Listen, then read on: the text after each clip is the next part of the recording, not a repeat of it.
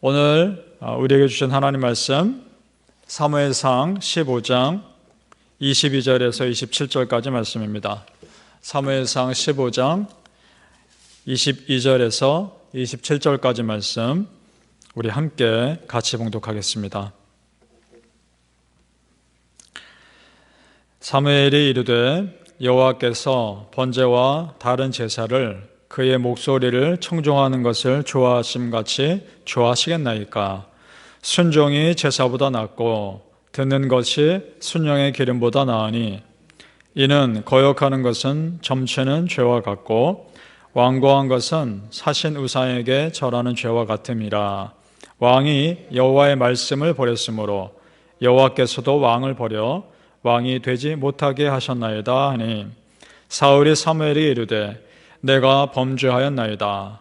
내가 여호와의 명령과 당신의 말씀을 어긴 것은 내가 백성을 두려워하여 그들의 말을 청종하였음이니이다. 청하오니 지금 내 죄를 사하고 나와 함께 돌아가서 나로 하여금 여호와께 경배하게 하소서 하니 사무엘이 사울에게 이르되 나는 왕과 함께 돌아가지 아니하리니 이는 왕이 여호와의 말씀을 버렸으므로 여호와께서 왕을 버려 이스라엘 왕이 되지 못하게 하셨음이니이다 하고 사무엘이 가려고 돌아설 때에 사울이 그의 겉옷자락을 붙잡음에 찢어진지라. 아멘. 오늘 새벽에 예비하신 애가 있기를 예수님 이름으로 축복합니다. 아멘. 오늘 말씀 제목 순종은 언제나 100%여야 합니다 라는 제목으로 말씀 전하겠습니다. 자, 오늘 말씀 사울 왕에게 주어진 마지막 기회조차 붙잡지 못하는 그 안타까운 사울 왕의 모습이 나옵니다. 아말렉 족속을 진멸하라 라고 말씀합니다. 자, 우리 3절을 보겠습니다. 여러분 좀 번거로우시겠지만 그래도 성경을 잘 찾아보시면서 따라와 주시면 감사하겠습니다. 자, 3절 말씀. 지금 가서 아말렉을 쳐서 그들의 모든 소유를 남기지 말고 진멸하되 남녀와 소아와 젖먹는 아이와 우양과 낙타와 나귀를 죽이라 하셨나이다 하니. 아멘. 자, 성경을 직접 펴서 이렇게 하나하나 찾아보는 것도 참 은혜되지 않으시나요? 네, 그러면서 주신 은혜가 참 큰 것 같습니다. 오늘 말씀 보니까 아말렉을 치되 진멸하라고 말씀합니다. 이거는 구약 성경에만 나오는 참 독특한 명령입니다. 하나님께서 자주 하시는 명령이 아닙니다. 진멸하라는 명령을 하실 때는 이유가 있습니다. 우상 숭배하는 민족에 대한 하나님의 심판을 본보기로 보여주기 위해서 독특한 명령을 하시는 겁니다. 하나도 남김없이 다 심판하라는 것입니다. 그래서 나에게 그것들을 제물로 바치라, 그런 의미가 있는 겁니다. 그러니까 진멸해야 될 대상에서 어떤 물건을 취하면 하나님 거를 빼앗는 것이 되는 겁니다. 우리 그런 일이 일어나지 않았습니까? 여리고성 침략할 때 여리고성도 진멸하라는 명령이었습니다. 그때 한 사람이 여리고성에 있는 물건을 자기가 빼앗고 취하고 감추죠. 하나님이 그래서 진노하십니다. 그래서 그 다음 전쟁에서 이스라엘 사람들이 패하지 않습니까? 진멸은 그런 의미가 있습니다. 지금 똑같은 죄를 사울 왕이 범하고 있는 겁니다. 9절을 보시죠. 사울과 백성이 아각과 그의 양과 소와 가장 좋은 것 또는 기름진 것과 어린 양과 모든 좋은 것을 남기고 진멸하기를 즐겨 아니하고 가치 없고 하찮은 것은 진멸하니라. 자, 보십시오. 여기 지금 아각이라는 사람이 나오죠. 아말렉을 다 진멸하라고 하셨습니다. 이 아각은 아말렉 왕입니다. 아말렉 왕을 어떻게 살려줍니까? 아말렉 왕을 심판했어야 하는 것이고, 자, 보기에 좋은 것은 남기고 쓸모없는 것은 진멸했다 이렇게 되어 있습니다. 자, 제가 좀 전에 뭐라고 말씀드렸나요? 진멸은 하나님께 드리는 제물이라고 말씀드렸죠. 자, 그러면 좋은 것은 자기들을 위해 남겨두고 쓸모없는 것은 진멸했다면 하나님께 좋은 것은 드리지 않고 쓸모없는 것만 드리는 게 되는 것이죠. 그러니까 하나님께서 얼마나 안타깝습니까? 자, 그렇다면 사울 왕이 진멸하라는 의미를 정말 몰랐을까요? 어떻게 모릅니까? 왕으로서. 그리고 이스라엘 역사를 보면 충분히 알 수 있죠. 압니다. 아는데 그 보이는 물건이 너무 좋아 탐난 겁니다. 사무엘 선지자는 그 사울 왕의 욕심을 정확히 꿰뚫어 봅니다. 그래서요 19절에 이렇게 말합니다. 자, 19절을 보시죠. 어찌하여 왕이 여호와의 목소리를 청종하지 아니하고 뭐라 합니까? 탈취하기에만 급하여 여호와께서 악하게 여기시는 일을 행하였나이까? 탈취라는 말이 뭡니까? 욕심을 내서 빼앗다 이런 말 아닙니까? 지금 그 마음을 정확히 꿰뚫어 보고 있는 거죠. 자, 그 말은 사울 왕은 하나님 말씀을 정말 무시하는 사람이었습니다. 그래서 사무엘 선지자가 뭐라 말할 때마다 핑계를 계속 대죠. 자, 여러분, 하나님 말씀을 무시하는 사람이 사람 말을 들을 리가 없는 거죠. 그래서 핑계를 댑니다. 그 핑계를 대는 것이 15절에 나옵니다. 자, 이 15절이 우리에게 굉장히 중요한 그런 영적인 힌트를 줍니다. 같이 한번 읽어보시죠. 시작. 사울이 이르되 그것은 무리가 아말렉 사람에게서 끌어온 것인데 백성이 당신의 하나님 여호와께 제사하려 하여 양들과 소들 중에서 가장 좋은 것을 남기며 그 외의 것은 우리가 진멸하였나이다 하는지라. 자, 보세요. 이 15절만 보면 그럴듯해 보입니다. 그런데 자세히 보면 이 15절에 이 사울이 지금 핑계대는 이 말씀에 세 가지 문제점이 나옵니다. 첫째는 제가 지금 말씀드린 단어를 잘 보시기 바랍니다. 자, 무리가라는 단어 보이시나요? 무리가 누굽니까? 이스라엘 백성들이 그 짐승들을 끌어온 것이다 이렇게 말하고 있죠. 그 다음 백성이라는 말이 있습니까? 백성이 하나님께 제사하려 하여 남겨놨다 이렇게 핑계대고 있죠. 자, 무리가, 백성이, 여기서 사울 자기는 쏙 빠지는 겁니다. 자기는 쏙 빠지고 백성들에게 핑계를 대고 있다면 이 말입니다. 그런데 여러분 9절을 다시 올라가 보십시오. 9절에 뭐라고 나옵니까? 앞부분에요. 사울과 백성이라고 말합니다. 하나님은 분명히 말씀하고 계신 거죠. 사울 너도 그 짐승들을 좋은 것들을 남기지 않았느냐라고 분명히 지적하고 계시지 않습니까? 자, 하나님 앞에서 핑계대며 어떻게든 빠져나가려고 하는 이 사울 왕, 어떻게 보면 참 불쌍한 사람 아닙니까? 두 번째 문제가 등장합니다. 그것은 뭐냐?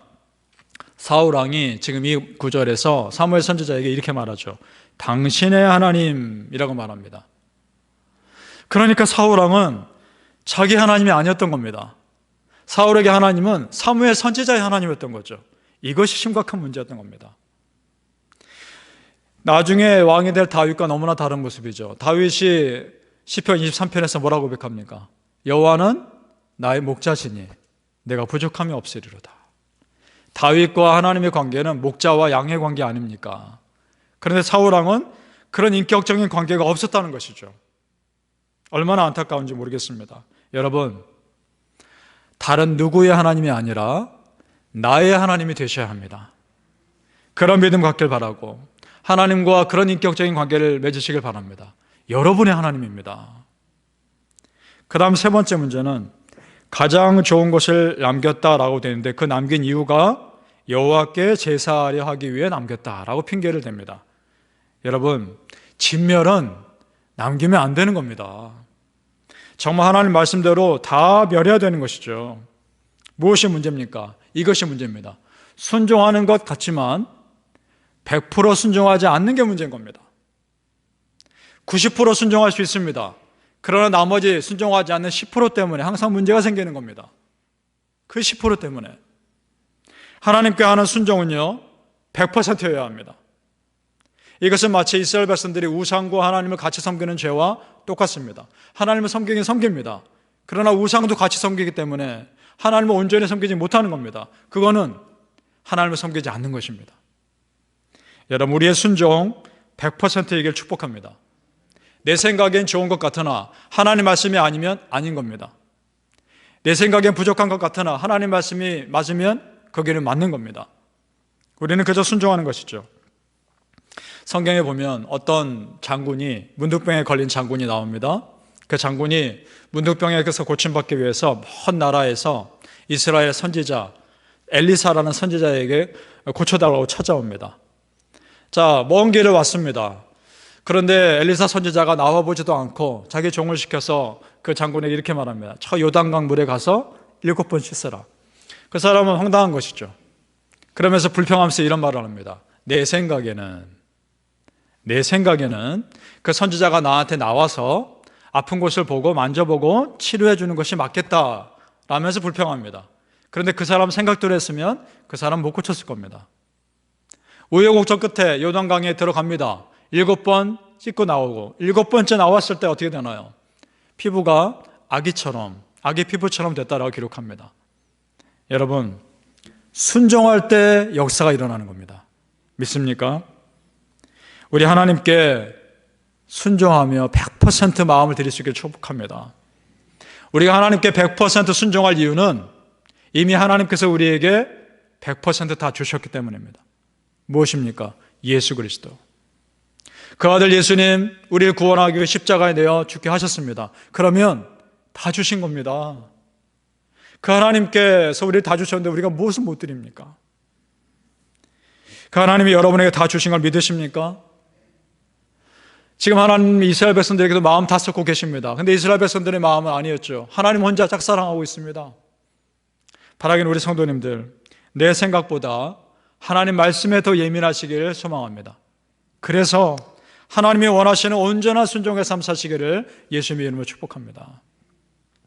오늘 사울왕은 자기가 불순종하는 가장 근본적인 이유를 핑계대며 드러냅니다. 오늘 우리가 읽은 24절입니다. 한번 보시죠. 이것도 사실은 사무엘 선지자에게 핑계대는 겁니다. 그런데 본심이 드러나더라는 거죠. 자, 같이 읽어봅니다. 시작. 사울이 사무엘에게 이르되 내가 범죄하였나이다. 내가 여호와의 명령과 당신의 말씀을 어긴 것은 내가 백성을 두려워하여 그들의 말을 청종하였음이니이다. 자, 백성을 두려워하여, 이게 본심이죠.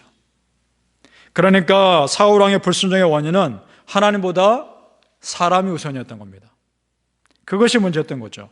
언제나 하나님 소리보다 사람의 소리가 그에겐 더 컸던 겁니다. 자, 오늘 24절만 놓고 보면 사울왕이 회개하는 것 같지요? 그런데 아닙니다. 이것은 진심이 아닙니다. 어떻게 하느냐? 30절을 보십시오. 30절에 보면 이렇게 되어 있습니다. 사울이 이르되 내가 범죄하였을지라도 이제 청하옵나니 내 백성의 장로들 앞과 이스라엘 앞에서 나를 높이사, 이렇게 말합니다. 자, 여러분, 내가 범죄하였을지라도, 자기가 범죄한 거 압니다. 하나님의 말씀에 온전히 순종하지 못한 것도 압니다. 그러면서 어떻게 자기를 사람들 앞에서 높여달라고 얘기합니까? 말이 안 되는 것이죠. 지금 이 사람은 자기가 얼마나 심각한 죄를 짓는지조차도 모르고 있는 것이죠. 회개하고 있는 것이 아니라는 겁니다. 어떻게 이럴 수 있을까요? 여러분, 이런 겁니다. 하나님을 두려워하지 않으면요, 사람 앞에서 비굴해지게 돼 있습니다. 왜냐? 지금 당장 사람이 더 커 보이기 때문입니다. 반대로요, 우리가 하나님을 두려워하면 오히려 세상 앞에, 사람들 앞에서 담대하게 되어 있습니다. 왜냐? 하나님이 훨씬 크심을 믿으니까요. 믿습니까? 사울왕은 하나님을 두려워하지 않았기 때문에 사람의 소리에 예민하게 반응했던 겁니다. 바라기는 우리 성도님들, 진정 하나님을 두려워함으로써 사람 앞에서, 세상 앞에서 담대하게 사시기를 예수님 이름으로 축복합니다. 아멘. 기도하시겠습니다. 아버지 하나님, 남김없이 순종하게 하여 주시옵소서. 내 생각을 앞세우지 않고 하나님 말씀대로 살게 하여 주시옵소서. 말씀의 소리에 더 귀를 기울이며 사람의 소리에 예민한 것이 아니라 하나님의 소리에 예민하게 하여 주시옵소서. 우리 아버지 하나님을 두려워함으로써 오히려 세상 앞에서는 더욱 담대하게 살게 하여 주시옵소서. 예수님 이름으로 축복하며 기도합니다. 아멘.